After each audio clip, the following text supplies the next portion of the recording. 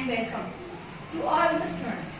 Myself, I am Shruti Anandkishore Malpani and MEd intern.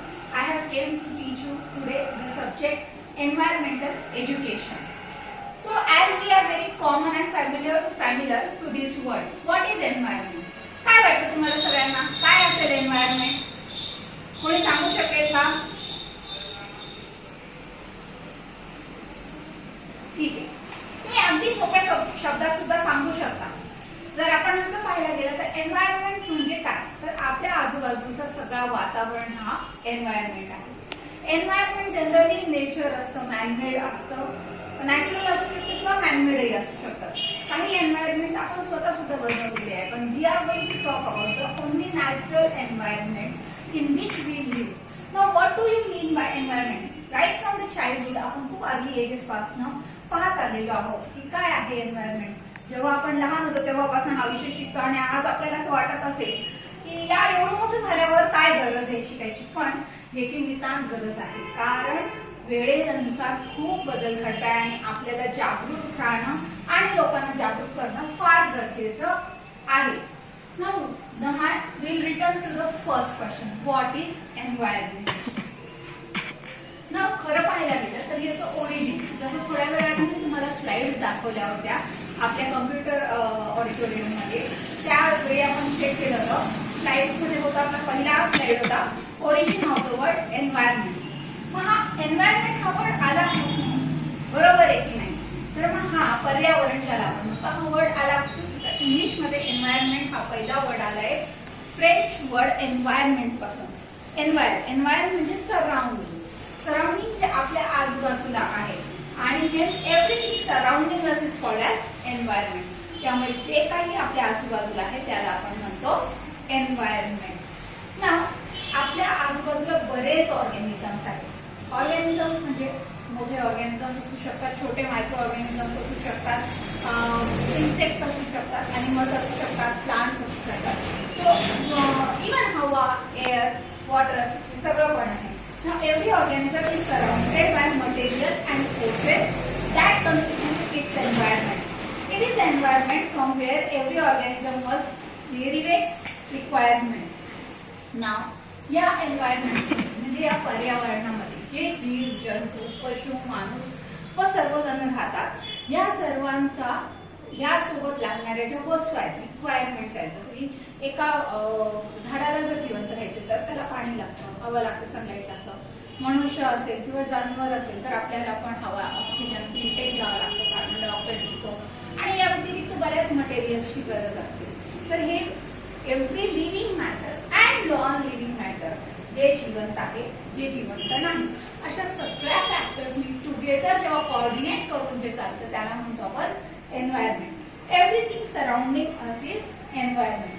It is the environment from where every organism must derive its requirements. तिथूनच प्रत्येक organism आपापल्या requirements पूर्ण करत असतो आणि ह्या सगळे एक खरं पाहायला गेलं तर हे सगळं एक सायकल मध्ये बांधलेलं आहे. बरोबर आहे की नाही? नाव the environment creates favourable conditions for the existence and development of a living organism. आणि हा पर्यावरण, हा एन्व्हायरमेंट खरं पाहायला गेलं तर काय करतं, एक प्रकारे आपल्याला पूर्ण साथ देतं, सगळ्या वस्तू प्रोव्हाइड करतं आणि जेणेकरून एक लिव्हिंग ऑर्गॅनिझम लहानपासून मोठा होऊ शकेल, त्याची डेव्हलपमेंट होऊ शकेल, त्याचा ग्रोथ होऊ शकेल. Now why is we studying environmental education? Can you answer? Can you answer why are we learning educational environment? Sorry, environmental education. Why are we taking the education of environment? ह्या वयात आता आपण BEd ला असताना का शिकतोय? काय गरज आहे? काही संकल्पना किंवा तुमचे काही विचार आहेत का? हा, तू सांग. Yes, try it at least. कारण आपण नवीन प्रॉब्लेम्सला सॉल्व्ह करण्यासाठी कदाचित शिकतो आहे. अजून कोणी?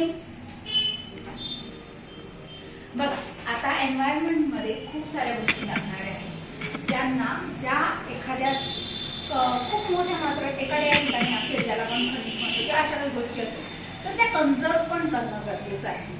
आजच्या काळात किंवा आजच्या वयात आपण जेव्हा एन्व्हायरमेंटल एज्युकेशन शिकतो, गरज नाही की आपल्याला समजलं पाहिजे की जे काही उपलब्ध खनिज आहेत आपल्याकडे किंवा जे काही उपलब्ध कॉन्झर्व्ह आहेत त्या सगळ्यांना आपल्याला योग्य प्रमाणात वापरायचं आहे आणि ते असं वापरायचं की ते फ्युचर जनरेशनसाठी सुद्धा राहिलं पाहिजे. शिवाय जे आपण लहानपणी एन्व्हायरमेंटल एज्युकेशन पाहिलं होतं तर त्यामध्ये आणि आजच्या याच्यात खूप मोठा फरक आहे. कदाचित एक सगळ्यात सोपं उदाहरण, आपण लहान असताना, तुम्ही लहान असताना मोबाईल एकदम साधे सोपे होते, छोटे छोटे स्मार्टफोन नव्हते, बरोबर आहे की नाही, आणि एवढा मोबाईलचा कचराही नव्हता. त्यावेळी जी आपल्याला मोठ्या प्रमाणात गरज होती ती प्लास्टिक कचरा निर्मूलन, बरोबर. पण आज 20 वर्षांनंतर आपण प्लास्टिक निर्मूलनामध्ये आपण काय केलं आहे, त्याच्यावर संशोधन केलं, त्याच्यावर पर्याय काढले. आता नवीन काय आलंय तर मोबाईलचा कचरा जमा होतोय, स्पेस मध्ये कचरा जमा होतोय. म्हणजे वेळेनुसार आपल्या ज्या एन्व्हायरमेंटच्या नवीन प्रॉब्लेम्स आहेत त्या रुजू होत आहेत आणि त्यांचं सोल्युशन आपल्याला शोधायचं आहे. New problems are existing, they are coming out and we have to find the solution for it. Are you understanding it? I hope. So should we move forward? Yes ma'am. असेल तर आपण पुढे जाऊया. मग आता सगळ्यात नेक्स्ट टॉपिक आहे आपला biotic and abiotic factor. So what do you mean by biotic and abiotic? Now my next question again परत विचारते. माझा नेक्स्ट क्वेश्चन होता बायोटिक अँड अबायोटिक फॅक्टर्स काय. तर बायोटिक फॅक्टर, बायोटिकचा अर्थ जे एक्झिस्टिंग आहे, लिव्हिंग आहे, जे जिवंत आहे.